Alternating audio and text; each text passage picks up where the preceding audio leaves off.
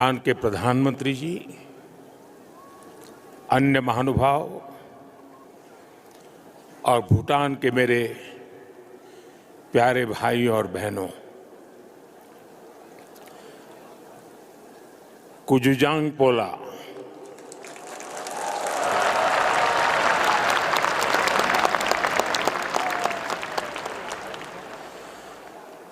आज का दिन भूटान के लिए,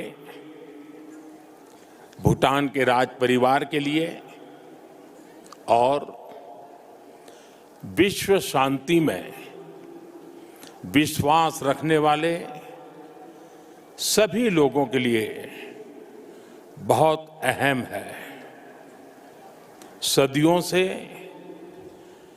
भारत और भूटान का संबंध बहुत ही गहन, आत्मीय और सांस्कृतिक नाता रहा है और इसलिए इस महत्वपूर्ण अवसर पर शामिल होना भारत का और मेरा कमिटमेंट था। लेकिन आज मैं यहाँ बहुत भारी मन से आया हूँ। कल शाम दिल्ली में हुई भयावह घटना ने सभी के मन को व्यथित कर दिया है। मैं पीड़ित परिवारों का दुख समझता हूँ। आज पूरा देश उनके साथ खड़ा है। मैं कल रात भर इस घटना की जांच में जुटी सभी एजेंसियों के साथ, सभी महत्वपूर्ण लोगों के साथ संपर्क में था, विचार विमर्श चलता था, जानकारियों के तार जोड़े जा रहे थे। हमारी एजेंसियां इस षड्यंत्र की तह तक जाएगी। इसके पीछे के षड्यंत्रकारियों को बख्शा नहीं जाएगा।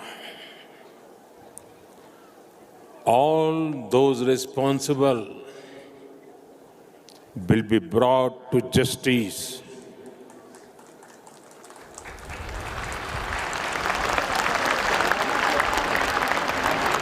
साथियों, आज यहाँ एक तरफ गुरु पद्म संभव के आशीर्वाद के साथ ग्लोबल पीस प्रेयर फेस्टिवल का आयोजन हो रहा है, दूसरी ओर भगवान बुद्ध के पिपरहवा अवशेषों के दर्शन हो रहे हैं और इनके सब के साथ हम सब his majesty the fourth king के 70वें जन्मदिन समारोह का साक्षी बन रहे हैं। ये आयोजन इतने सारे लोगों की गरिमामय उपस्थिति, इसमें भारत और भूटान के रिश्तों की मजबूती नजर आती है। साथियों, भारत में हमारे पुरखों की प्रेरणा है वसुधैव कुटुंबकम, यानी पूरा विश्व एक परिवार है।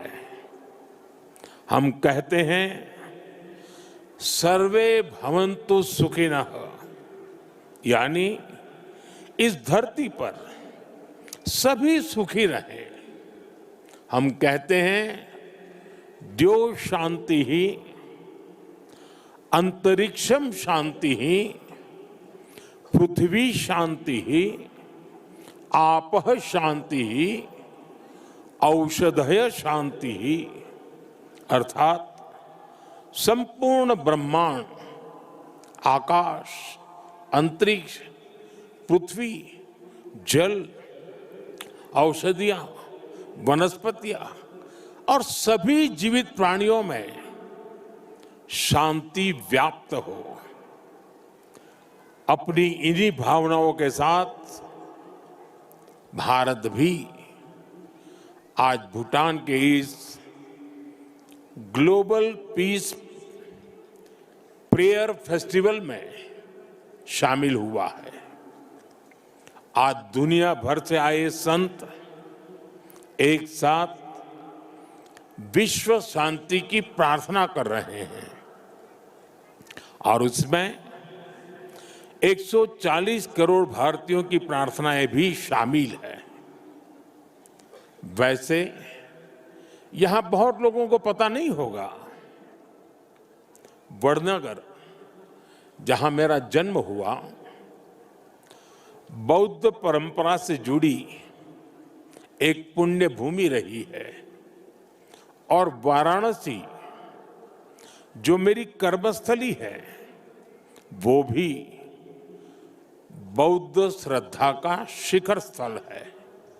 इसलिए इस समारोह में आना विशेष है। मेरी प्रार्थना है कि शांति का ये दीप भूटान के, विश्व के हर घर को आलोकित करे। साथियों, भूटान के his majesty the fourth king का, उनका जीवन, विजडम, सिंप्लिसिटी, करेज और राष्ट्र के प्रति सेल्फलेस सर्विस का संगम है। उन्होंने 16 वर्ष की बहुत छोटी आयु में ही बड़ी जिम्मेदारी संभाली, अपने देश को एक पिता जैसा स्नेह दिया और अपने देश को एक विजन के साथ आगे बढ़ाया। 34 वर्षों के अपने शासनकाल में उन्होंने भूटान की विरासत और विकास दोनों को साथ लेकर चले। भूटान में लोकतांत्रिक व्यवस्थाओं की स्थापना से लेकर बॉर्डर एरिया में शांति स्थापना कराने तक हिज मैजेस्टी ने एक निर्णायक भूमिका निभाई। आपने ग्रॉस नेशनल हैप्पीनेस का जो विचार दिया है, वो आज पूरी दुनिया में ग्रोथ को डिफाइन करने का एक अहम पैरामीटर बन चुका है। आपने दिखाया है कि नेशन बिल्डिंग केवल जीडीपी से नहीं, बल्कि मानवता की भलाई से होती है। साथियों, भारत और भूटान की फ्रेंडशिप को मजबूती देने में भी उनका बहुत बड़ा योगदान रहा है। आपने जो नींव रखी है, उस पर हम दोनों देशों की मित्रता निरंतर फल फूल रही है। मैं सभी भारतीयों की तरफ से हिज मैजेस्टी को अनेक अनेक शुभकामनाएं देता हूं और उनके बेहतर स्वास्थ्य और दीर्घायु होने की कामना करता हूं। साथियों, भारत और भूटान सिर्फ सीमाओं से नहीं, संस्कृतियों से भी जुड़े हैं। हमारा रिश्ता वैल्यूज का है, इमोशंस का है, पीस का है, प्रोग्रेस का है। 2014 में प्रधानमंत्री पद की शपथ लेने के बाद मुझे अपनी पहली विदेश यात्रा में भूटान आने का अवसर मिला था। मैं आज भी उस यात्रा को याद करता हूं तो मन भावनाओं से भर जाता है। भारत और भूटान के संबंध इतने सशक्त और समृद्ध हैं। हम मुश्किलों में भी साथ थे, हमने चुनौतियों का सामना भी मिलकर किया, और आज जब हम प्रोग्रेस की प्रॉस्पेरिटी की तरफ चल पड़े हैं, तब भी हमारा साथ और मजबूत हो रहा है। His majesty the king Bhutan को नई ऊंचाई की ओर ले जा रहे हैं। भारत और भूटान के बीच विश्वास और विकास की जो साझेदारी है, वो इस पूरे विजन के लिए बहुत बड़ा मॉडल है। साथियों, आज जब हम दोनों देश तेजी से आगे बढ़ रहे हैं, तो इस ग्रोथ को हमारी एनर्जी पार्टनरशिप और गति दे रही है। भारत भूटान हाइड्रो पावर साझेदारी की नींव भी his majesty the fourth king के नेतृत्व में रखी गई थी। हिज मैजेस्टी फोर्थ किंग और हिज मैजेस्टी फिफ्थ किंग दोनों ने ही भूटान में सस्टेनेबल डेवलपमेंट और एनवायरनमेंट फर्स्ट का विजन आगे बढ़ाया है। आपके इसी विजन की नींव पर आज भूटान विश्व का पहला कार्बन नेगेटिव देश बना है। ये एक असाधारण उपलब्धि है। आज per capita renewable energy generation में भी भूटान विश्व के सर्वोच्च देशों में से एक है। साथियों, भूटान आज अपनी इलेक्ट्रिसिटी 100% रिन्यूएबल स्रोत से उत्पन्न करता है। इस क्षमता का विस्तार करते हुए आज एक और बड़ा कदम उठाया जा रहा है। आज भूटान में 1000 मेगावाट से अधिक का एक नया हाइड्रो इलेक्ट्रिक प्रोजेक्ट लॉन्च कर रहे हैं, जिससे भूटान की हाइड्रो पावर कैपेसिटी में 40% की बढ़ोतरी हुई है।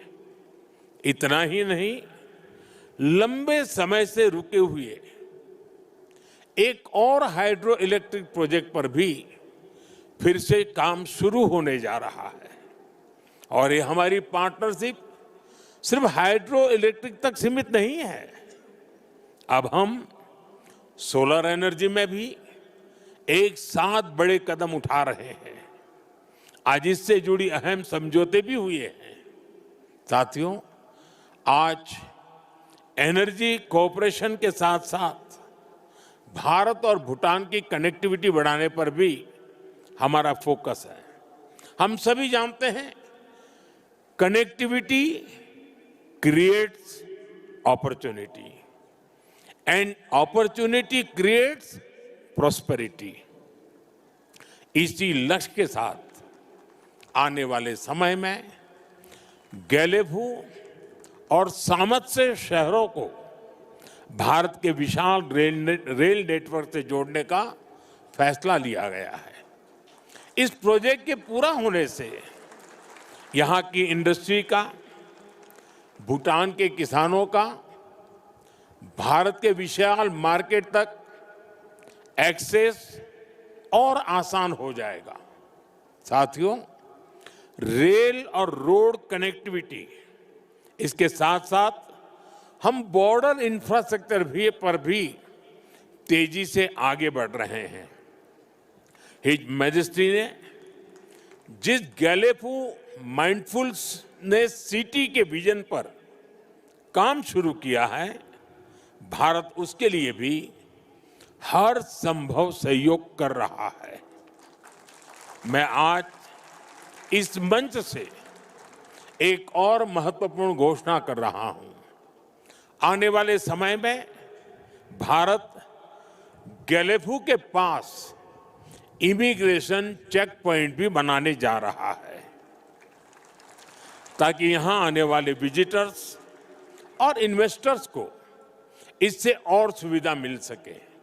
साथियों, भारत और भूटान की प्रगति और समृद्धि एक दूसरे से जुड़े हुए हैं और इसी भावना से भारत सरकार ने पिछले वर्ष भूटान के 5 ईयर प्लान के लिए 10,000 करोड़ रुपीस सहयोग की घोषणा की थी।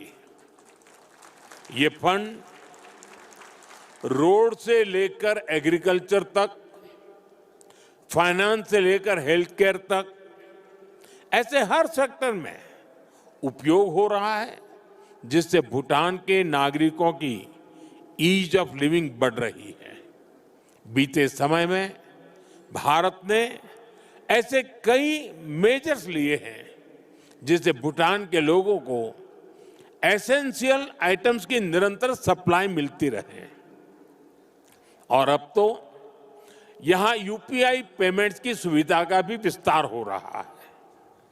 हम इस दिशा में भी काम कर रहे हैं कि भूटान के नागरिकों को भी भारत आने पर यूपीआई सुविधा मिले। साथियों, भारत और भूटान के बीच की इस मजबूत पार्टनरशिप का सबसे ज्यादा फायदा हमारे यूथ को हो रहा है। His majesty national service voluntary service और इनोवेशन को लेकर बेहतरीन काम कर रहे हैं और हिज मैजेस्टी का यूथ को एम्पावर करने का जो विजन है, उन्हें टेक एनेबल बनाने की जो सोच है, उससे भूटान का युवा बहुत बड़े लेवल पर इंस्पायर हो रहा है। Education, innovation, skill development, sports, space, culture, ऐसे अनेक सेक्टर्स पे भारत भूटान के युवाओं के बीच सहयोग बढ़ रहा है। आज हमारे युवा साथ मिलकर एक सैटेलाइट भी बना रहे हैं। भारत और भूटान दोनों के लिए यह बहुत महत्वपूर्ण अचीवमेंट है।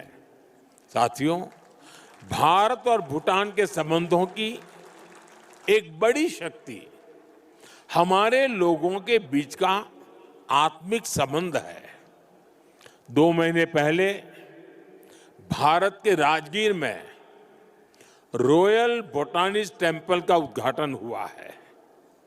अब इस प्रयास का भारत के अन्य हिस्सों में भी विस्तार हो रहा है। भूटान के लोगों की इच्छा थी कि वाराणसी में भूटानी टेम्पल और गेस्ट हाउस बने।